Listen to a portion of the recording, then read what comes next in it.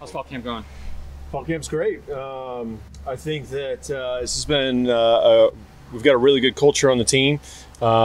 We are developing, I was just talking about this just a second ago, we were developing a lot of older guys, senior leadership. We've been senior heavy the last few years, and so some of these guys, like from my unit, Pat and Ferg, really growing and developing in their leadership and pushing some of the young guys. It's been a lot of fun. It's been very competitive on both sides of the ball, a lot of back and forth, which is generally a really good sign. What's it like for you coaching just a younger squad this time around? So I think that we've brought in, Coach Lang's done an unbelievable job of bringing in the right guys, and so when you're bringing in the right people, obviously talent's a prerequisite, right? But also character, right, and intelligence and things like that, right? It's fun to integrate those guys into our culture, right, and into our practice and see what those guys can do. We've got a lot of guys that really want to.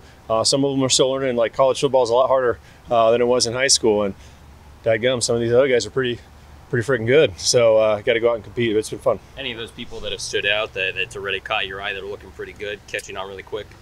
I think we got a bunch. I think we do. I can really only speak for the tight ends. I think, we got Rogers done a really good job for us.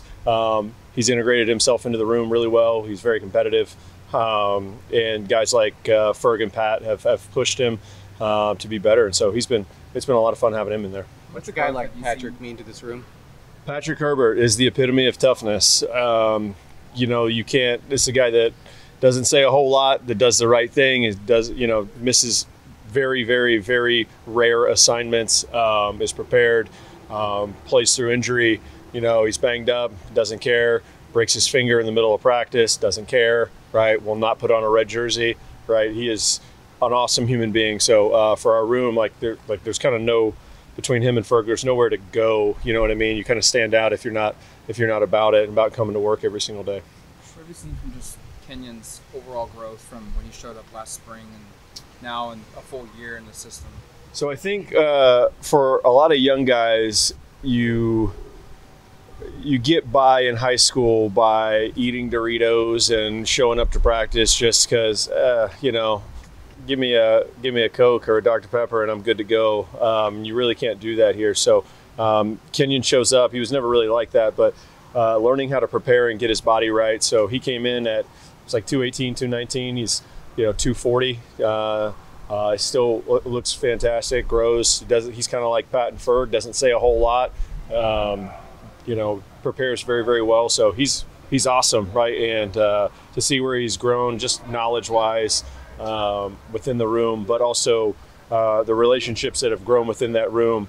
Kind of like the quarterback unit. Sometimes there's only one tight end on the field, right? And so our philosophy has been never you, never me, always us. And so you're cheering for all of those guys. And so Kenyon's out there on the field. You're going to get 88 and 3 cheering as hard as they can for him to make that play. And the same thing when 18's out on the sideline, right? You're going to hear him say, "Let's go, Pat." Let's go, Ferg, right? And because of that, 83, Rogers done the same thing. So Kenyon's been awesome. Really excited about where he's at.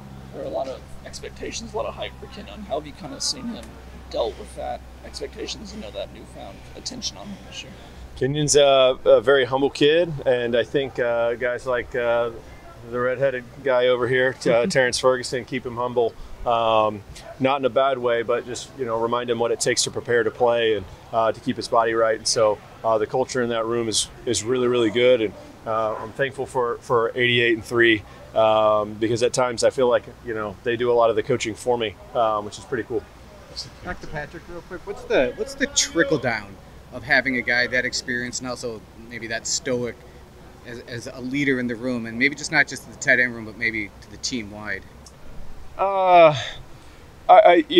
Pat's never going to be the rah guy. I mean, if you guys been here for a while, Justin's really not a big talker either. Apparently, he's learning to do this a little bit more. He's getting paid for some of those commercials. So, whenever I point out Pat's prepared, right? Like he's got notes, we have a hydration test. He never fails, he is, it's just like, why are you not more like that? Like, look at this guy, right? Here's like, oh, my something, whatever hurts. And I was like, well, he's had 2 knee surgeries. He's got, a shoulder, right? He's fought through everything, right? You don't see him complaining. And so when they look at Pat, and Pat's like, you're going to be all right, like you're going to fight through it. And so when you're a young guy too, and you're learning to battle through all of these things and grow through all of these things, it's nice to have somebody in there that's a calming presence, but a very serious presence, because this is very serious business. So it's been great. What would be the key there to Terrence meeting all the potential that's there? Like, you'll feel satisfied, you'll feel accomplished with his results in January if what?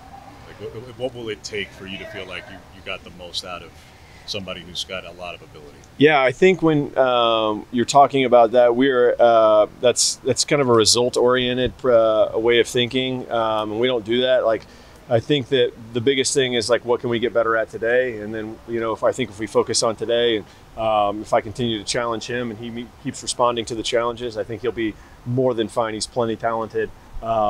He's proven on the field that he's capable. I think he just has to keep improving every day. And I don't mean that to avoid the question. I just honestly believe that. What does the depth look like after those top three, where you're just dealing with a little bit more by way of youth? And I ask more in the sense, not knocking the young guys, Drew, but more in the sense of, if you're in 13 at goal line but somebody's down, who are you turning to? I feel very confident about where our young guys, I mean, like I said, like Roger's done a nice job. We've had guys like Zach Grace, who's come in from, Kearney, Missouri, has done a really good job for us, right? He's growing. He broke his arm last year. He broke his forearm, and, he's had to grow a bunch. So we got a young freshman in there, Caden, that's done, he's swimming, right, drinking from a fire hose right now, but he's done a good job. So I think that no matter what, like if we're in 13 or if we're in 12 or in 11, I think we'll find a way to score. I think we got plenty of good players, not just at my position, but receiver and running back, and even like if we had to throw another offensive line out there, I think we feel good. How do you get some of those younger, players ready, especially when you got two, veterans like Patrick and Terrence that are going to be taking a lot of the reps? How do you get them that experience, to get them ready for when their time comes next season? You never know. It might be this season. Only the good Lord upstairs knows what's going to happen in the future. So we do a great job, Coach Lanning. At times it's hard on some of the players when we do two-spot practices, right? We run in two fields, and daggum, Coach, I'm tired, right? And it's like, well, it's a whole lot better than standing on the sideline, right? So our program is geared to develop you. Like, if you're Coach Lanning says it all the time, if you're good enough, you're old enough, right? So let's get out here, and the only way to do that is to take reps, and you're not going to be able to do that just sitting on the sideline. So the two-spot practice stuff has been really, really effective for us, and allowing a lot of those, see what those young guys can do, right? Showing their weaknesses and helping us focus as position coaches on where we can develop them.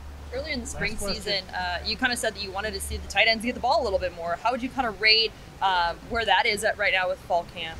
I think, Coach Stein Will's done an awesome job of incorporating our guys. I think we catch the ball very, very well.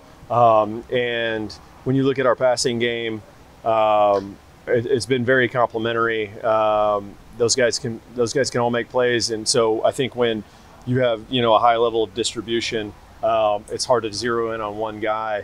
And so when you look at, some of the names that can get out there on the field, right, it's exciting. And I think it's a lot freeing for the play caller. It is freeing for the play caller and for the rest of the guys that are on the field. Like, you don't have to make this play, like somebody else is going to make this play. And what does that do? That creates single coverage for you and things like that, and creates more opportunities. So the ball has been distributed all over the place, and we've watched everybody from, Tez, Trayshawn, Evan, my guys, Justice Lowe's had a great camp. Kyler Casper's had a great camp. Jordan James, Noah Whittington, those guys, everybody, we've had you've seen a big distribution of the ball, and I think that really, really helps and takes a ton of pressure off and frees you up to just go play your game, and because you're going to get your opportunities. Thank you, Coach. Appreciate you guys.